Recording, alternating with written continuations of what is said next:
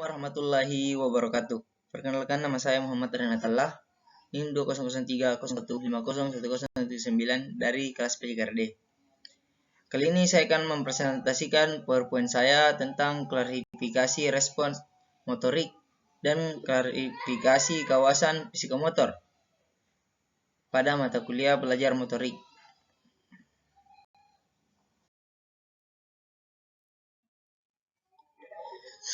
Klarifikasi respon motorik. Keterampilan motorik dapat diklarifikasikan berdasarkan beberapa sudut pandang, dan hampir setiap ahli menyusun klarifikasi keterampilan motorik berdasarkan sudut pandang masing-masing. Klarifikasi keterampilan motorik berdasarkan kecermatan gerak, awal dan berakhirnya suatu kegiatan, stabilitas lingkungan, gerak objek dan lingkungan, dan keterasingan terhadap suatu keterampilan. Klarifikasi berdasarkan kecermatan gerak. Klarifikasi keterampilan motorik ditinjau berdasarkan kecermatan gerak. Dapat dibagi menjadi dua, yaitu keterampilan motorik kasar, gross motor skills. Keterampilan motorik kasar adalah keterampilan motorik yang melibatkan otot-otot besar sebagai penggerak utama. Keterampilan motorik kasar berhubungan dengan besar dan luasnya penggunaan otot-otot dalam tubuh, misalnya berlari, meloncat, memukul, dan sebagainya. Yang kedua, keterampilan motorik halus, fine motor skill. Keterampilan motorik halus adalah keterampilan gerak yang melibatkan otot-otot halus sebagai penggerak utama. Sebagai contoh keterampilan menarik pelatuk senapan, keterampilan melepas anak panah pada cabang olahraga, panahan, dan sebagainya. Keterampilan gerak harus lebih menunjukkan kepada kualitas gerak yang lembut. Pada gerak ini, aktivitas tubuh lebih terbatas pada ketelitian respon dari berbagai stimulus.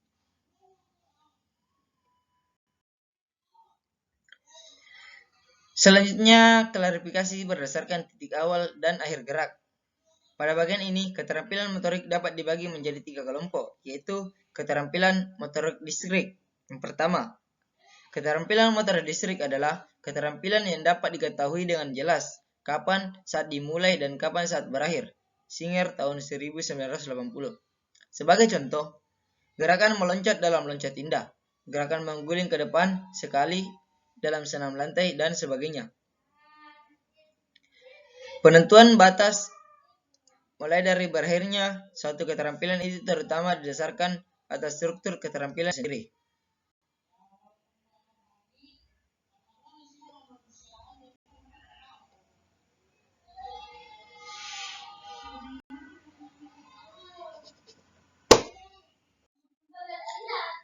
Yang kedua, keterampilan motorik serial.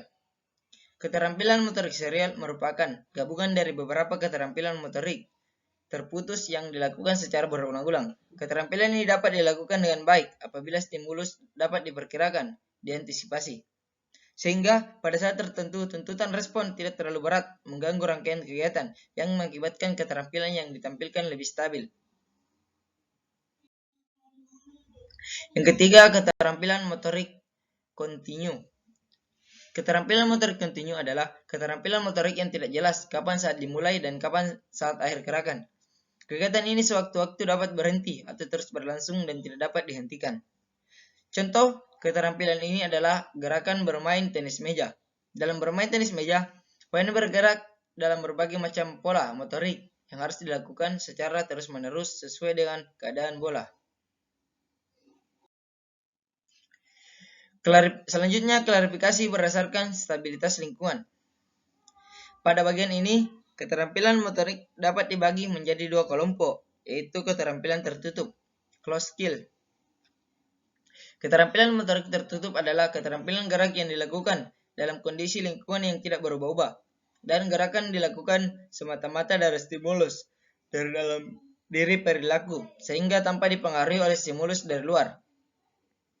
Dengan demikian, keterampilan tertutup merupakan keterampilan merespon lingkungan yang stabil sehingga pelaku dapat memprediksi lingkungan dengan baik karena lingkungan tidak berubah-ubah.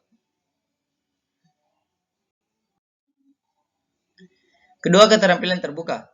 Keterampilan motorik terbuka adalah keterampilan gerak di mana lingkungan selalu berubah-ubah, sehingga sukar diprediksi. Gerakan yang dilakukan selain karena adanya stimulus dari dalam diri pelaku, juga dipengaruhi oleh stimulus dari luar. Keterampilan terbuka ada hampir pada semua cabang olahraga permainan.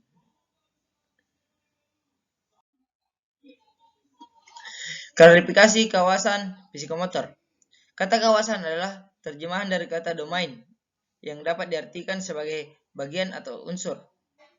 Kawasan psikomotor yang akan dikemukakan pada kesempatan ini bertitik tolak dari klarifikasi gerak yang dikemukakan oleh Harrow tahun 1972 yang membedakan gerak manusia menjadi 6 klarifikasi yang meliputi: pertama, gerak refleks; kedua, gerak fundamental; ketiga, kemampuan perseptual; keempat, kemampuan fisik; kelima, gerak tampilan; keenam, komunikasi non-diskursif.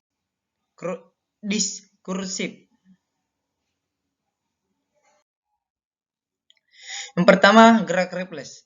Gerak refleks adalah kemampuan gerak yang dimiliki oleh setiap orang. Merupakan kemampuan yang bersifat bawaan atau tidak terlalu dipelajari. Gerak refleks ini bersifat prekursif terhadap perkembangan kemampuan gerak tubuh yang bertaraf lebih tinggi. Bersifat prekursif artinya tanpa memiliki kemampuan gerak refleks, maka kemampuan gerak tubuh tidak akan berkembang dengan baik. Kedua, gerak dasar fundamental. Gerak dasar fundamental adalah gerakan-gerakan dasar yang berkembangnya terjadi sejalan dengan pertumbuhan tubuh dan tingkat kematangan pada anak-anak. Gerak dasar yang mulai dapat dilakukan pada masa bayi dan masa anak-anak tersebut dapat disempurnakan pada masa-masa sesudahnya melalui proses latihan.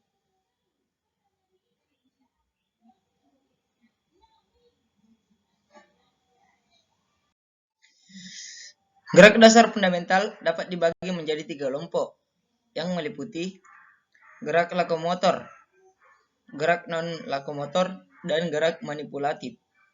Gerak lokomotor adalah gerak berpindah dari suatu tempat ke tempat lain, misalnya merangkak, berjalan, berlari, dan meloncat.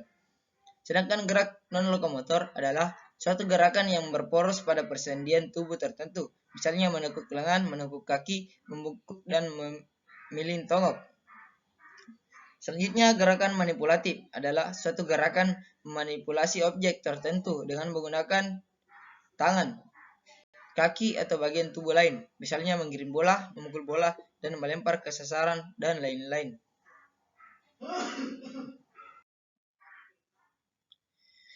Selanjutnya, kemampuan perseptual. Kemampuan perseptual adalah kemampuan untuk menginterpretasi stimulus yang ditangkap oleh panca indera. Menggunakan kemampuan perseptual ini, seorang dapat mengerti tentang apa yang terjadi di sekitarnya.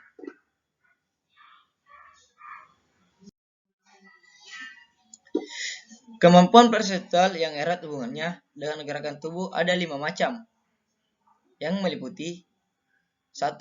Perbedaan rasa gerak, kinestetik. Perbedaan kinestetik adalah kemampuan untuk menginterpretasi rasa, posisi, dan gerakan tubuh atau bagian tubuh pada saat seseorang membentuk posisi atau menggerakkan tubuh tertentu. Ia akan dapat merasakan posisi atau gerakan tubuh yang dilakukan. 2. Perbedaan penglihatan, visual. Perbedaan visual adalah kemampuan menginterpretasi stimulus yang ditangkap oleh mata untuk dapat mengerti tentang apa yang dilihat.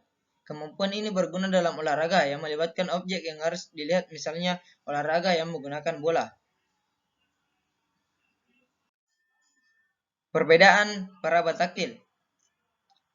Perbedaan peraba taktil adalah kemampuan menginterpretasi stimulus yang ditangkap oleh indera peraba untuk dapat mengerti bagaimana keadaan sesuatu yang diraba atau menyentuh kulitnya. Kemampuan ini berguna dalam olahraga yang menggunakan objek yang harus dimanipulasi. Misalnya, dalam permainan bola voli, seorang pemain harus tahu keras atau lunaknya bola yang dimainkan. Yang kelima, kemampuan koordinasi. Kemampuan koordinasi adalah kemampuan memadukan persepsi atau pengertian yang diperoleh dalam menginterpretasi stimulus olahraga, beberapa kemampuan perseptual ke dalam suatu pola gerak tertentu. Misalnya, seorang pemain sepak bola sedang mengirim bola dan dikejar lawan. Ia mengkoordinasikan persepsinya mengenai rasa, gerak, menggiring, penglihatannya terhadap bola. Selanjutnya kemampuan fisik.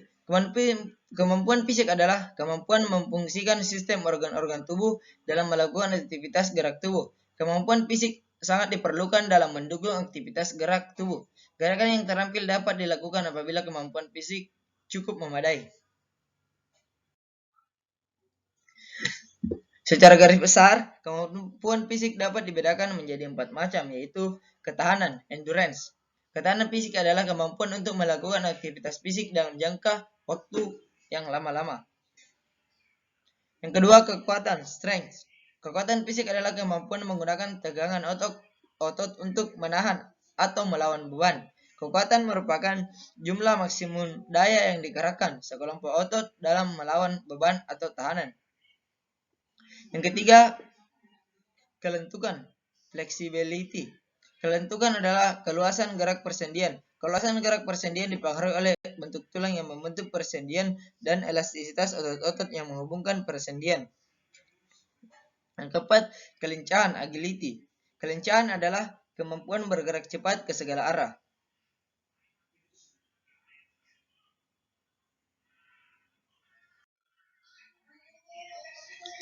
Gerak terampil.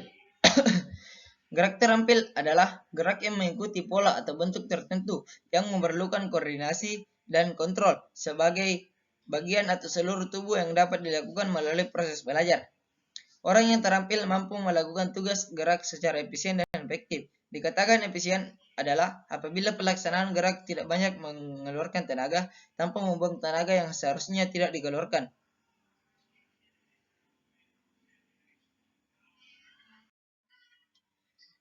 Gerak keterampilan dibedakan menjadi 3 macam, yaitu keterampilan adiktif sederhana, keterampilan adiktif terpadu, dan keterampilan adaptif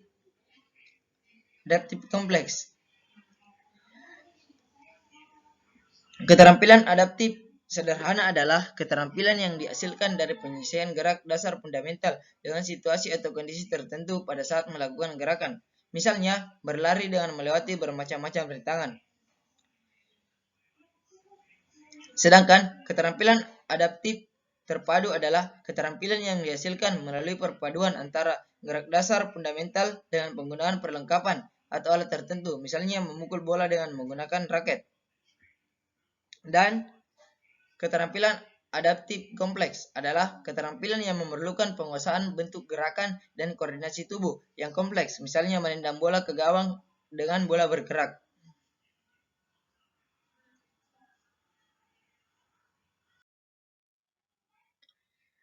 Penguasaan setiap macam gerak keterampilan akan dimiliki setiap orang dengan tingkat penguasaan yang berbeda-beda. Tingkat penguasaan gerak keterampilan dapat dibedakan menjadi 4 tingkatan yang terdiri dari tingkat pemula beginner, tingkat madya intermediate, tingkat lanjut advance, dan tingkat mahir highly skilled.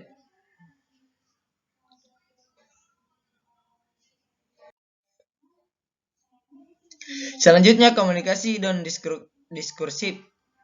Komunikasi non-diskursif adalah komunikasi meliputi perilaku gerak tubuh. Gerak tubuh yang komunikatif dapat dibedakan menjadi 2, yaitu gerak ekspresif dan gerak interpretif. Gerak ekspresif adalah gerak yang bertujuan mengkomunikasikan suatu pesan, misalnya gerak membangungkan kepala yang menyatakan setuju, gerak melambaikan tangan yang menyatakan perpisahan. Sedangkan gerak interpretif adalah gerak tubuh yang menampilkan nilai keindahan dan mengandung makna tertentu. Gerak yang menampilkan keindahan disebut gerak estetik, sedangkan gerak yang menampilkan makna tertentu disebut gerak interpretif. Contoh gerak interpretif adalah gerak tari balet.